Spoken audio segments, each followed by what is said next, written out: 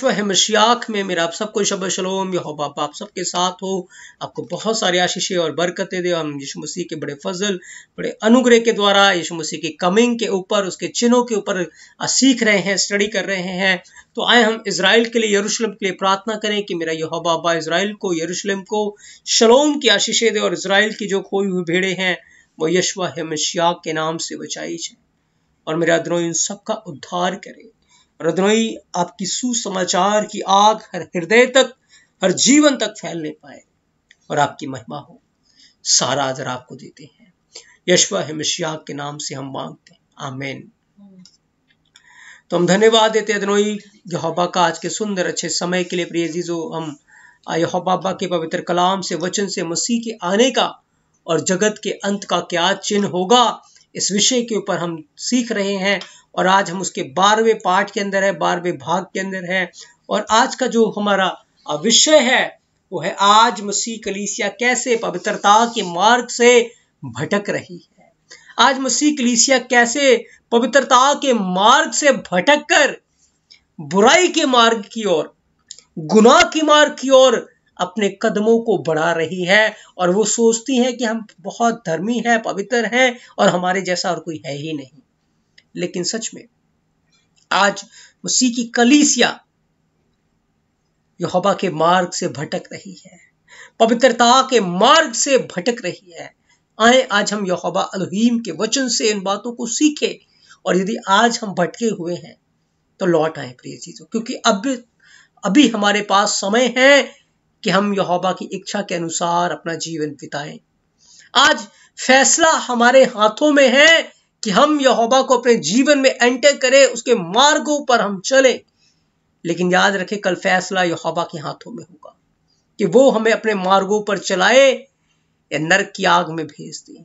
कल फैसला यहोवा के हाथों में होगा कि वो हमारे लिए स्वर्ग का दरवाजा खोले या हमें नरक की ओर भेज दे। मेरे प्रियो, यदि आज हम, यीशु मसीह ने कहा जब तुम मनुष्यों के सामने मुझे मान लोगे तो मैं भी अपने स्वर्ग के पिता और दूतों के सामने मैं तुम्हें मान लूंगा।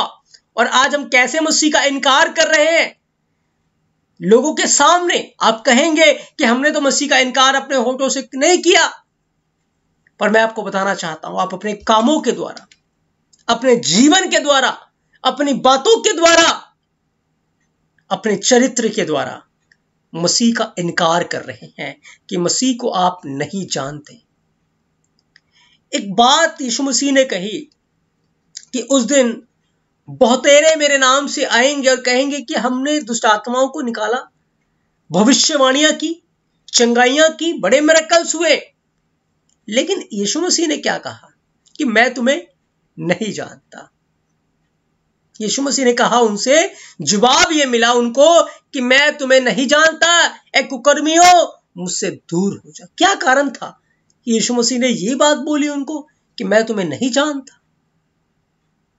क्यों? क्योंकि उन्होंने यीशु मसीह को नहीं जाना, उन्होंने यीशु मसीह को अपने जीवन से नहीं दिखाया। उनके जीवन से सिर्फ बुराई नजर आ रही थी। उनके धार्मिकता के काम सारे दिखावे के लिए थे, अपने आप को प्रसिद्ध करने के लिए थे, अपने आप को फेमस करने के लिए थे, आदर और धन कमाने के लिए थे। इसलिए यीशु मसीह ने कहा मैं तुम्हें नहीं जानता। मेरे प्रियो, आज यदि हमारा फोकस, यदि हमारा इंटेंशन, हमारी सोच, हमारा मकसद जो आज हम मसीह में होकर कर रहे हैं वो किसके महिमा के लिए है? क्या हम अपने आप की पब्लिसिटी के लिए, अपने आप को आदर पाने के लिए, या मसीह के लिए सचमुच कर रहे हैं? यदि हम मसीह के जैसे नहीं करेंगे तो इसका अर्थ है मसीह का इनकार कर रहे हैं। अपने कामों के द्वारा, अपने चरित्र के द्वारा, अपने जीवन के द्वारा यदि हमारी बातों से मसीह नजर नहीं आता, यदि हमारे कामों से, हमारे विश्वास से मसीह नजर नहीं आता, तो फिर हम उसका इनकार कर रहे हैं। इसलिए यीशु मसीह ने मत्ती 24:4 के ऊपर हम सीख रहे हैं। यीशु मसीह ने कहा, उनको उत्तर दिया, सावधान रहो कोई तुम्हें बहकाने ना पाए। इसी विषय को लेकर हम आगे बढ़ रहे हैं कि सावधान हमें रहना है कि कोई हमें बहकाने ना पाए। और आज इसी वचन से हमने इस विषय को लिया है कि आज मसीह की कलीसिया कैसे पवित्रता के मार्ग से भटक कर बुराई की मार्ग की ओर बढ़ रही है और हमें वापस लौटना है। प्रिय यीशु, वापस लौटना है। वचन के अंदर लिखा है, इब्रानिया 12:14 वचन, सबसे मेल मिलाप रखो और उस पवित्रता के खोजी हो जिसके बिना कोई अधनोई को कदापि ना देखेगा, कदापि ना देखेगा। वचन में लिखा, सबसे मेल मिलाप रखो और उस पवित्रता के खोजी हो जिसके बिना कोई अधनोई को कदापि नहीं देख सकता। मेल मिलाप, आज मसीहों में मेल मिलाप नहीं है। पवित्रता, आज मसीहों में पवित्रता ही नहीं है। पवित्रता का अर्थ है कि हम हर एक उस काम से सेपरेट हो जाएं, अलग हो जाएं जिससे हमारे यहोवा को नफरत है, जिससे वचन अलाउ नहीं करता, वचन करने के लिए हमें अनुमति नहीं देता। उन सारे कामों से हम अलग हो जाएं। प्रिय यीशु, अलग हो जाएं। लेकिन आज का मसीह के पास समय नहीं है बाइबल पढ़ने का, प्रार्थना करने का, एक दूसरे की सुधि लेने का, एक दूसरे के आंसू को पोंछने का, एक दूसरे के लिए प्रार्थना करने का। क्यों समय नहीं है उनके पास? क्योंकि वो अपना सारा समय व्हाट्सएप के साथ गुजारते हैं, वो अपना सारा समय फेसबुक के दोस्तों के साथ फेसबुक के ऊपर गुजारते हैं, वो अपना सारा समय यूट्यूब के साथ गुजारते हैं, वो अपना सारा समय अपने दोस्तों और यारों के साथ गुजारते हैं। और जो मन को अच्छा लगता है, जो इंसान को अच्छा लगता है, मन को संतुष्टि मिलती है, यानी कि जैसे मन कहता है वैसे करने में आज इंसान बहुत बिजी हो चुका है, उसके पास समय नहीं।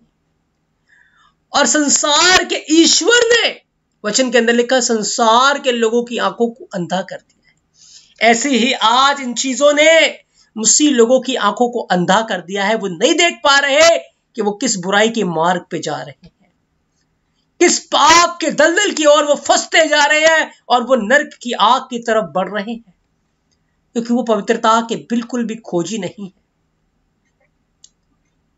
लोग रात भर इन चीजों में लगे रहते। बच्चे आज गेम के अंदर बर्बाद हो रहे हैं, जवान आज व्यभिचार के अंदर बर्बाद हो रहे हैं,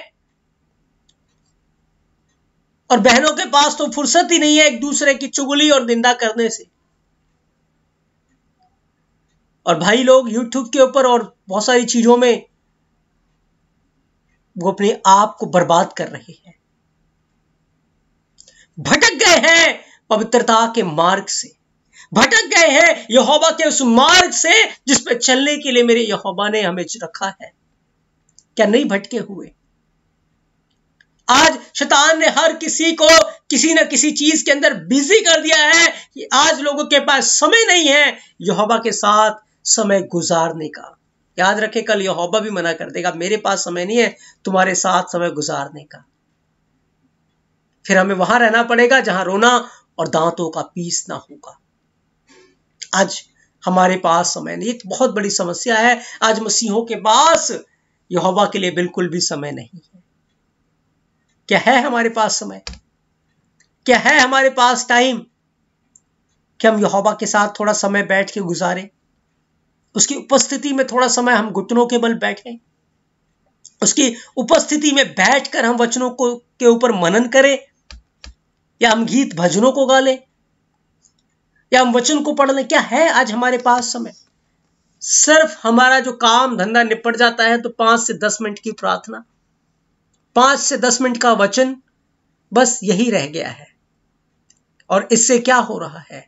मसीह जीवन भटकता जा रहा है, भटकता जा रहा है, बुराई के अंदर फंसता ही जा रहा है, फंसता ही जा रहा है। प्रिय यीशु, आज सोशल मीडिया एक बहुत बड़ा रोल अदा कर रहा है मसीहों को भटकाने में, मसीहों को भरमाने में। वहां वचन तो मिलता है, पर वचन के साथ बहुत सारी गलत चीजें भी वहां से मिल जाती हैं। और इंसान बहुत तेज है, वो थोड़े से अच्छी चीज को के पीछे जाकर बहुत सारी बुराई को भी वो अपने साथ ले आता है। क्या हम आज ऐसा नहीं कर रहे? न जाने कितने घंटे हम सोशल मीडिया के साथ गुजारते हैं प्रिय अजीजों।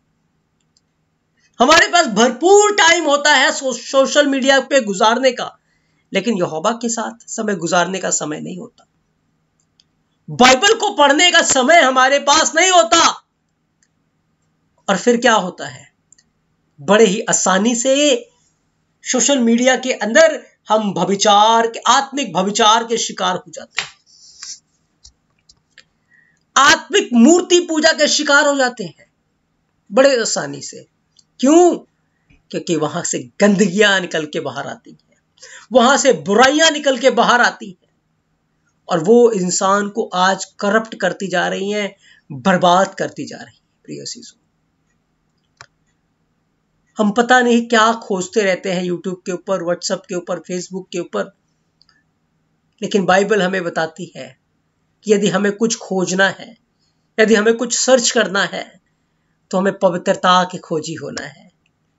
हमें ऐसे हर काम से, हर ऐसी चीज से अलग होना है, सेपरेट होना है, जिससे हमारे यहोवा को नफरत है, जिसे वो पसंद नहीं करता। प्रिय अजीजों, नहीं तो याद रखें, हम कदापि भी अदनोई को देख नहीं पाएंगे, कदापि हम उसकी हजूरी में जा नहीं पाएंगे।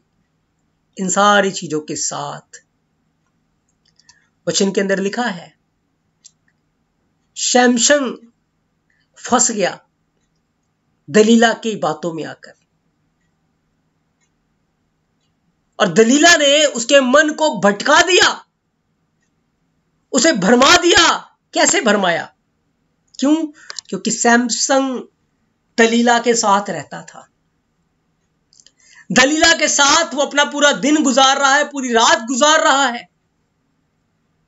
अब वो प्रार्थना में नहीं है, अब वो वचन को में नहीं पढ़ रहा। अब दलीला उसके लिए इतनी इंपॉर्टेंट हो चुकी है कि वो दलीला के बगैर रह नहीं सकता। शमशोन जो है वो यहोवा का अभिषिक्त दास है। यहोवा का आत्मा सामर्थ के साथ उसके ऊपर उतरता है, शेर को बकरी की तरह फाड़ देता है। इतना अद्भुत उसके ऊपर अनुग्रह है। मां की पेट से नाजीर है वो, किसी दाख मधु को, शराब को उसने नहीं छुआ। लेकिन एक समय उसके जीवन में ऐसा आता है जहां उसके जीवन में दलीला एक मूर्ति के समान उसके जीवन के अंदर आ जाती है, और वो चाहकर भी अब दलीला को नहीं भुला सकता, वो चाहकर भी दलीला से अलग होकर नहीं रह सकता। वो दलीला को इतना प्रेम करने लगा, इतना प्रेम करने लगा। और आज क्या हो रहा है, मसीह लोग व्हाट्सएप को इतना प्रेम कर रहे हैं कि उसके बगैर रह ही नहीं सकते, फेसबुक को इतना प्रेम कर रहे हैं कि उसके बगैर रह ही नहीं सकते, यूट्यूब को इतना प्रेम करते हैं कि उसके बगैर रह ही नहीं सकते।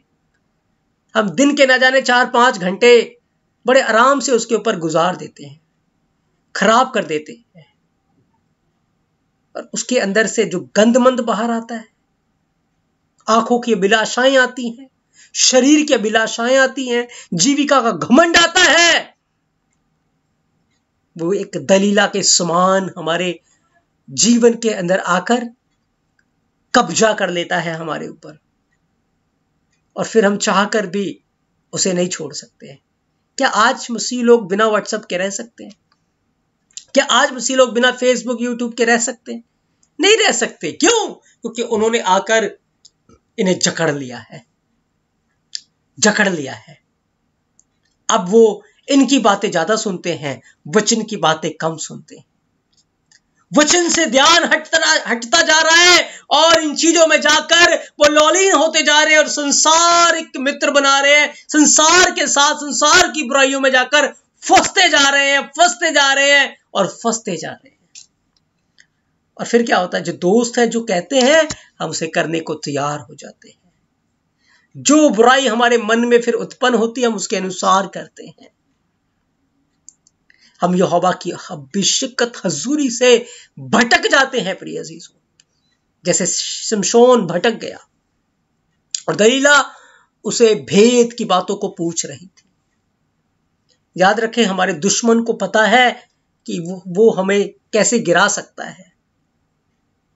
अगर वो अपने असली रूप में आएगा तो वो हमारा सामना नहीं कर सकता, हमें नहीं गिरा सकता, लेकिन वो किसी औरत के रूप में आएगा, किसी वेश्या के रूप में आएगा, फेसबुक के ऊपर, यूट्यूब के ऊपर किसी गंदी इमेज के रूप में आएगा, वो किसी गलत विचार के रूप में वो आएगा, किसी गंदे ख्याल के रूप में आएगा और आपको गिरा देगा प्रिय शिशु, यदि आप उसके आदी हो चुके हैं। शिमशोन यहोवा का अभिषिक्त, दलीला बार बार उसे पूछ रहे कि तेरा भेद क्या है, और शिमशोन के नाक में उसने दम कर दिया।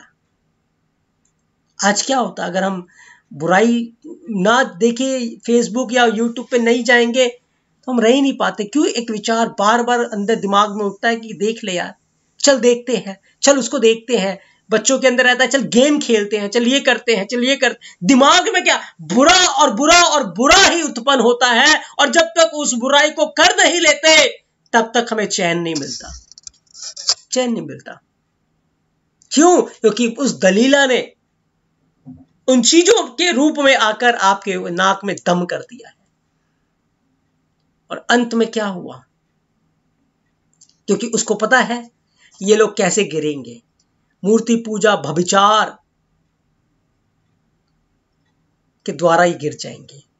जब हम यहोवा से ज्यादा इन चीजों को अहमियत देना शुरू करते हैं, वो हमारे लिए मूर्ति बन जाती है।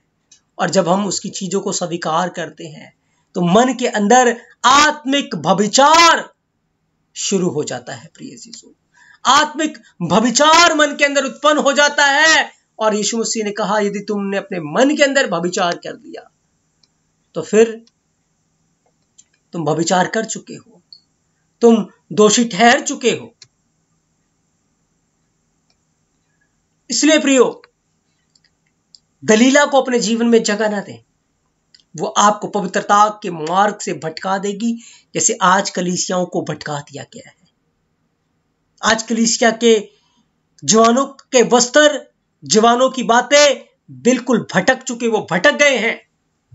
हर कोई आज भटक गया है पवित्रता के मार्ग से और बुराई की तरफ वो जा रहे हैं। क्या हुआ? जब दलीला ने उसके भेद को जान लिया तो अंत में क्या किया? दलीला ने उसको गंजा करवा दिया। गंजा कराने का अर्थ है जो कुछ बचा हुआ वचन था उसको भी खत्म कर दिया और उसके बाद उसकी आंखों को फोड़ दिया। क्या आज सच में इन चीजों ने हमारी आंखों को अंधा तो नहीं किया हुआ? अंधा ही कर दिया, हमें दिखती ही नहीं है ये चीजें बुराई की हैं, ये चीजें गलत हैं, आज हमें नजर नहीं आता। हम आंख मूंदे हुए उन सारी बुराइयों को करते जा रहे हैं क्योंकि हम पाप के गुलाम हो चुके हैं और इन चीजों के बगैर रह ही नहीं सकते। मेरे प्रियो, आज यीशु मसीह आपके साथ है, आपके बीच में उपस्थित है। यदि सच में दलीला ने आपके जीवन के ऊपर ऐसा अधिकार लिया हुआ है, आपके नाक में दम किया हुआ है, आज अपने पापों से तौबा करें, पश्चाताप करें। यीशु मसीह आपको छुटकारा देंगे और इन चीजों से बाहर आ जाएं, क्योंकि ये चीजें आपको नरक की आग की ओर ले जाएंगी। ये चीजें आपको नरक की आग में तड़पा तड़पा के मारेंगी और फिर रोना और दांतों का पीसना होगा और फिर कोई भी मौका आपके पास नहीं होगा। आज हमारे पास समय है, हम इन चीजों से बाहर निकल आए प्रिय चीजों, उस पवित्रता के मार्ग में आ जाएं। पहला कुरिन्थियों 15:33 में लिखा है, धोखा ना खाओ, बुरी संगति अच्छे चरित्र को बिगाड़ देती है। और क्या आज बुरी संगति हमारे अच्छे चरित्र को नहीं बिगाड़ रही? कलीसिया के अंदर भी ऐसे बुरी संगति के लोग हैं मेरे प्रियो, जो अच्छे चरित्र को बिगाड़ रही है। उनके अंदर 90% अच्छी चीजें हैं, लेकिन 10% बुरी चीजें क्या कर रही? सारी चीजों को गंदगी में बदल दे रही है, बुराई में बदल रही है। आज हमारी संगति किन लोगों के साथ है, किनके साथ हम उठते बैठते खाते पीते उनकी बातों को अहमियत देते हैं, कहां हम ज्यादा समय व्यतीत करें, बहुत इंपॉर्टेंट है ये बातें। क्योंकि बुरी संगति अच्छी चरित्र को बिगाड़ के रख देंगी। आज बच्चों का चरित्र, जवानों का चरित्र बिल्कुल बिगड़ चुका है। क्यों? क्योंकि उनकी संगति ठीक नहीं है प्रिय चीजों।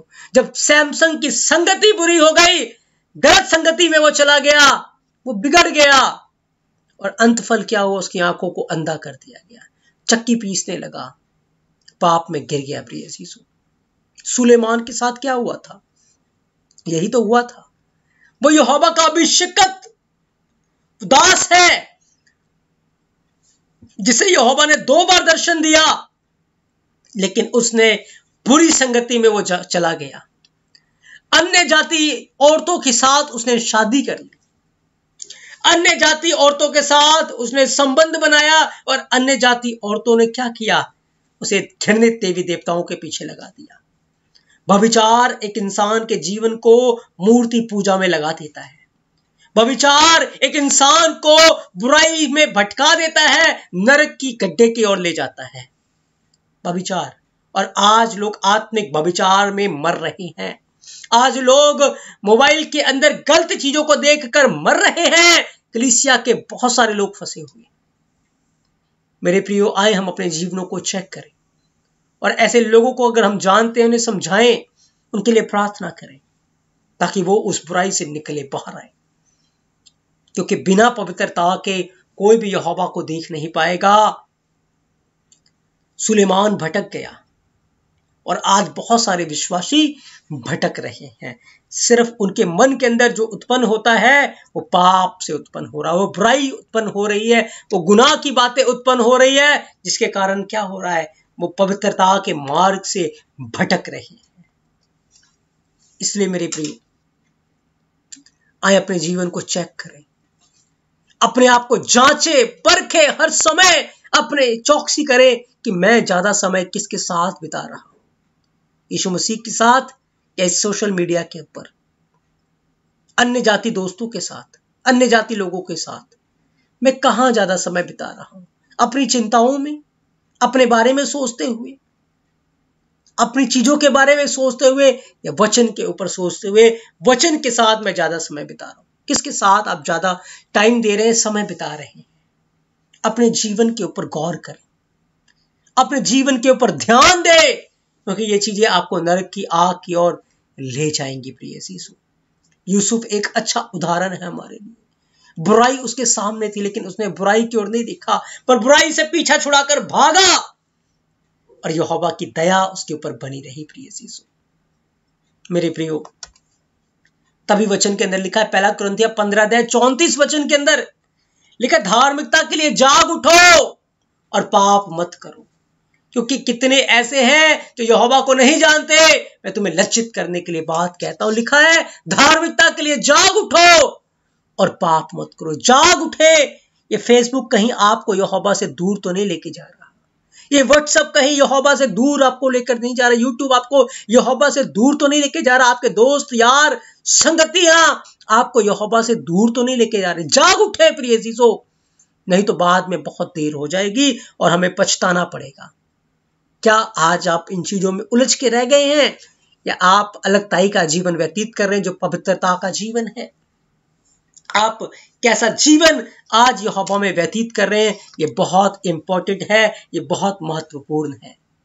क्योंकि बिना पवित्रता के, वचन के अंदर लिखा हुआ है, कोई यहोवा को नहीं देख पाएगा, कोई उसके पास नहीं जा पाएगा। इसलिए आए हम सारे तन मन से पवित्रता के खोजी हो, यानी कि उन सारी बुराइयों से सेपरेट हो जाएं, अलग हो जाएं, ताकि हम पाप में गिरकर नाश ना हो, पर यहोवा में अनंत जीवन पाएं। प्रिय यीशु, आज अब जहां जाएंगे मार्केट के अंदर या कुछ भी अपने फोन के अंदर खोलते, बुराई द्वार पर ही है।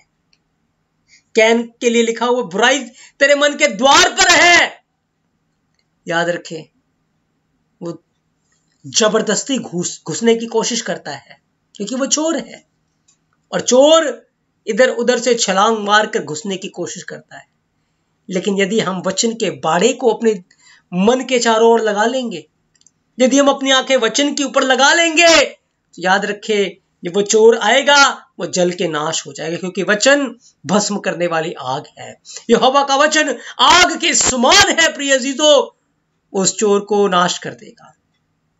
लेकिन बहुत जरूरी है कि हमारे चारों तरफ वचन हो, हमारे आंखें वचन के ऊपर लगी रहे, नहीं तो वो द्वार से आ जाएगा और प्रवेश कर जाएगा और हमें नाश कर देगा।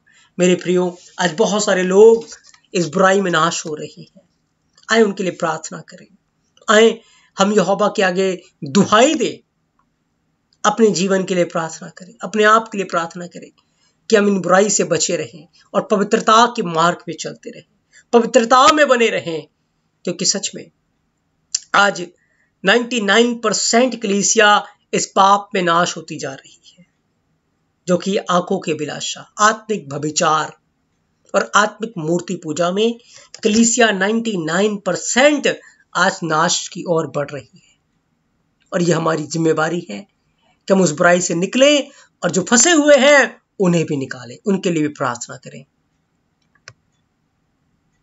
मेरे प्रियो, यीशु मसीह बहुत शीघ्र आने वाले हैं और हमें उसके लिए तैयार होना है और लोगों को भी तैयार करना है, नहीं तो हम यहीं रह जाएंगे और उस समय हमारे पास और कोई चारा नहीं होगा।